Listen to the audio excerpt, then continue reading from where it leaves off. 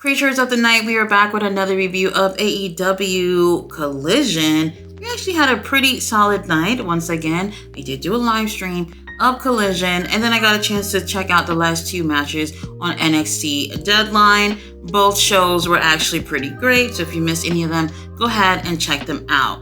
Now, let's talk about Collision. We actually started off with one of the Blue League matches. We had Claudio Castagnoli versus Eddie Kingston. You know what it is when it comes to these two. It's that on-site beef that we love to see. Now, we do have Claudio Castagnoli, who is pretty much in control of majority of this match. And I have to say, this is the third time we're seeing Eddie Kingston here. And Eddie is just looking sort of defeated. He's looking tired and run down in this match. And I'm just like, okay, Claudio was giving it to him like, bitch, I remember you're the one who took the Ring of Honor World title from me. I'm going to beat you like I'm getting it back from you. Now, really great matchup between the two of them. I really did enjoy how, despite whatever Claudio threw at Eddie Kingston, Eddie was still trying to make it. Eddie was like, you know what?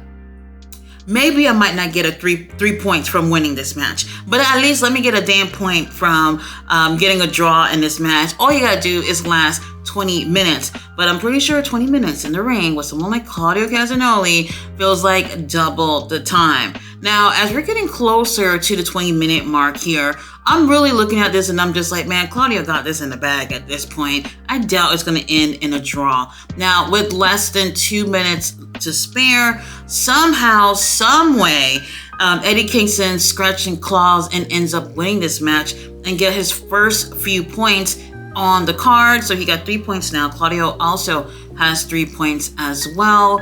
And Eddie Kingston really needed this win, or else there would be no possibility for him to take the win when it comes to winning for his league. So he's on the drawing board, and that's great. Really great matchup between the two of these. Great opener. Now, after that, we do have Moxley, who is doing a promo on Swerve Strickland, basically letting Swerve Strickland know that he is fucking out of his league, getting in a match with him, and that he's going to end up winning and pretty much being in the league, because they both have 9 points right now on the Continental Classic, so they have more points than anyone from both leagues. And he tells Swerve that that's going to be it's going to be a really long night for him. And I'm just like, okay, it's the 20-minute time limit, we're not going to get past that. But with someone like Moxley is going to make Swerve feel some type of way about even being in the ring with him. Now, later on, we do get a response from Swerve,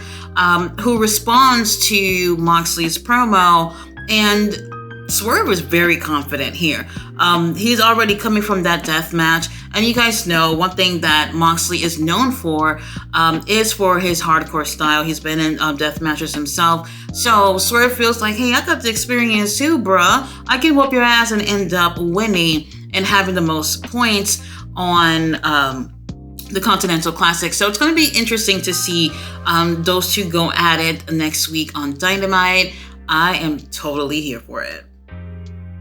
So now we have Renee Paquette backstage. She is with Hook, and before Hook can even say a word, like he was going to say anything anyway, here comes Wheeler Yuta coming out, interrupting his TV time. Now, Hook actually calls him out for cheating to win the Pure title from Shibata by giving him a low blow and everything else that he did under the sun to make sure he got the title. And I'm just like, okay, Hook, you can talk. That's absolutely great. Now, I've been suspecting that we're going to get a match with these two, and Wheeler Yuta actually does challenge Hook to a match, but instead of a pure rules match, he actually challenged him to a FTW rules match, which is basically a hardcore match. So that's going to be interesting to see Hook actually doing a stipulation in terms of what he's a champion for. So he's the FTW champion, and he's finally going to be in an FTW rules match. So it's going to be interesting. Now, they do not confirm where this match will take place, but I'm guessing it should be at the Ring of Honor Final Battle pay-per-view, because, like, why not? Hook ain't doing anything else anyway. Now, after that, we do have Mercedes Martinez versus Willow Nightingale. They do have a decent match. We do have Diamante, who is ringside and obviously helping her bestie to make sure she ends up taking the win. Now, in my opinion, I did favor Mercedes Martinez in this match. I do think she looked slightly better in the ring than Willow tonight, and she just came off to be a little bit more dominating, so I kind of did want her to win. However, Willow ends up winning. The way it happened was really, really surprising. Obviously, she ends up hitting a roll-up after what we thought we got a finishing move from Mercedes. We had Willow countering that with a roll-up and 1, 2, 3, and I'm just like, holy shit, she actually won. Now, if you guessed it, Mercedes and Diamante attacks her after that match, and then we have Chris Statlander for the save after this. How do I feel about that? I don't care for it. I'll tell you why. They've been doing this for weeks, and they even have done the same thing on Ring of Honor as well several times, and it just seems like, okay, where are we going with this? I kind of thought that, they could resolve things at Ring of Honor pay-per-view, but Chris Statlander is the only one out of these girls who is not regularly on Ring of Honor, so I don't know if they're going to do that, or if maybe they might save something with these 4 girls for the World's End pay-per-view. Either way, Tony Khan, can we stop doing the same damn thing after every match with these girls? Let's get something new. Alright, you guys, so if you remember, Willie Mack had called out Wardlow for putting the beat down on his homie, AR Fox, and challenged him to a match. So here we are tonight on Collision. We have Willie Mack versus Wardlow. It was so stupid. So stupid. I do not understand. First of all, if you've never seen Willie Mack in the ring, this was not a good way to see Willie Mack pretty much sort of kind of maybe laying down for Wardlow to just do whatever the fuck he wants to do to him for a win. They've been, going with Wardlow, but taking these squash matches, and honestly, it's really not working for him. They've tried this over and over again. Every time they try to give him a little push, and it does nothing for him. There's no way you can actually enjoy this match. Someone who's like Willie Mack is very agile, and he's amazing in the ring, and you didn't get a chance to see any of this stuff because they want Wardlow to look real strong in this. Now, after I think maybe 3 or 4 power bombs, Wardlow just fucking leaves, and the ref looks at Willie Mack and just ring the bell, and Wardlow wins. It's just stupid. I don't understand. What's the point of this? So up next, we do have a little recap of Big Bill and Ricky Starks attacking Chris Jericho a few weeks after Full Gear. The Golden Jets are actually the number 1 contenders for the AEW tag titles since they won their match against the Young Bucks. This whole shit is weird. It is what it is. Now, we do have the Golden Jets that we're going to hear from them on Dynamite on Wednesday, so they're just basically reminding us what the hell happened to Chris Jericho. Now we have Ethan Page, who had already called out our boy, Kenny Omega, in a match about best Canadian bullshit, whatever it was. They actually have a pretty decent match here. I really wasn't sure what he was going to get from this because, to be honest, I don't think we've gotten a chance to see the best of Ethan Page. I predicted that he would have a title by now, but that was like maybe late last year, earlier this year. And for whatever reason, we haven't really gotten much from Ethan Page. Ethan Page on Final Battle on Friday will have a I Quit match with Tony Nese. So this is his last match before getting into that pay-per-view. And we have him going against someone like Kenny Omega. I think he did a really decent job and a little bit better than I actually expected. I gotta say, the crowd was a little dead for me. Now in the comments, I did see that, the fans were more focused on what happened, what's going on in the ring. I mean, I get it, but it was just like, damn, where are the cheers? Where are whatever? They were in Canada, Montreal, Canada. I don't think Ethan or Kenny are from Montreal, but still, it was just seeming like they were a little dead for me with this match. You guys already know that Kenny was going to take the win here, but I do think Ethan was able to look pretty good in this match, and after taking several V triggers, Kenny Omega takes the win with a one-winged angel. And, props to Ethan Page. He's really trying to improve.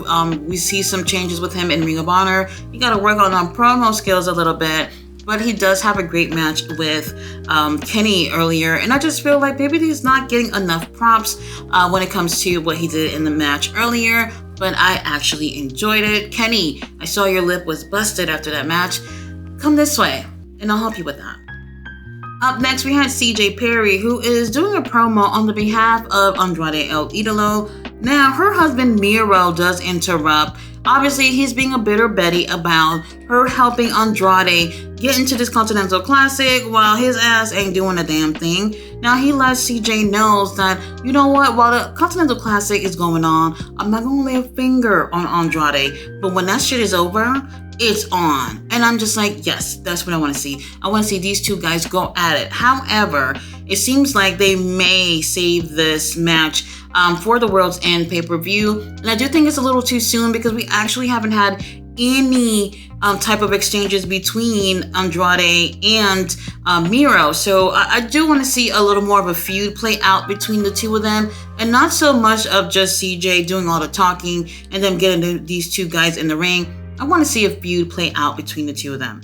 Now, after this, we had tag team action in what seemed to be a last-minute thrown-on match. We had Angela Parker and Matt Menard versus Commander and Penta. And you know what? The match was okay. And I made the observation that I felt like Commander and Penta, they have not been together as a team often. I probably seen them one other time as a team. And they seem like a really... They seem to have chemistry, and their styles is very similar and whatnot. However, Matt Menard and Angela Parker, they've been tagging for years, and I just don't see the chemistry like how I see with other teams. I don't know what's up with that. I also did mention that Daddy Magic did a really great promo. They aired it on Facebook or social media, but they didn't put it on the show for whatever reason. And I'm just like, holy shit, this guy does some of his best work. You guys put it on social media and hope somebody sees it and not on TV. That was a waste of time. But anyway, the match was decent. I didn't really care for it, but the Canadian crowd was eating it up. And that was so surprising to me. I was just like, wait, where were y'all during Ethan and Kenny Omega? And now y'all making some noise. They're chanting real loud for Daddy Magic. And, we had a lot of "this is awesome" chants from the crowd. You guys know, when the luchadors are in the ring, they just be eating it up. They love every little thing, any little flips and things that they're doing. They absolutely love that shit. And it made me feel a little disappointed about them not reacting in somewhat of a similar way when it came to the match before that. But it is what it is. Obviously, Penta and Commander ends up taking the win. All right, you guys, main event time. We had Bryan Danielson versus Andrade El Idolo. This is for the Blue League in the Continental Classic. This was a very good match. However, my concern here, and what I felt really disappointed, while we're watching the live stream, okay, a lot of people also put their concern about why Bryan Danielson is doing the absolute most at this point. He had a fracture, okay, got injured, got surgery. Weeks later, he announced that he's part of the Continental Classic. Now he's in the Continental Classic. While he's had great matches, yes, I don't understand what is the point of him putting himself at risk like this with an injury. You have an injury to your face. You have surgery to fix that, and you're getting into these big matches with some big superstars in AEW. Now, during this match, Bryan takes off the eye patch and he's bleeding, okay? And we had a lot of spots where Andrade is like putting his finger into his eye and punching him in the face, even kicking him on that side where he had the surgery. All this foolishness just weeks after he had surgery in that area. And I'm just like, okay, what the fuck? Why are we doing that? Okay, match continues, and I do enjoy the match, but it does become a little difficult to kind of enjoy knowing that this guy has a real life injury, and you can see the swelling, how bad it was swelling, and how much he was bleeding. And I was just like, this can't be good. This cannot be good. At what point should we feel entertained about someone who's legit hurt going out there and causing more hurt to that area where he's injured. I just could not enjoy it at that point. Now, I did think that Bryan was going to take the win. However, Andrade wins, and that really, really shocked me. And we only had maybe 2 minutes or so where Andrade ends up taking the win.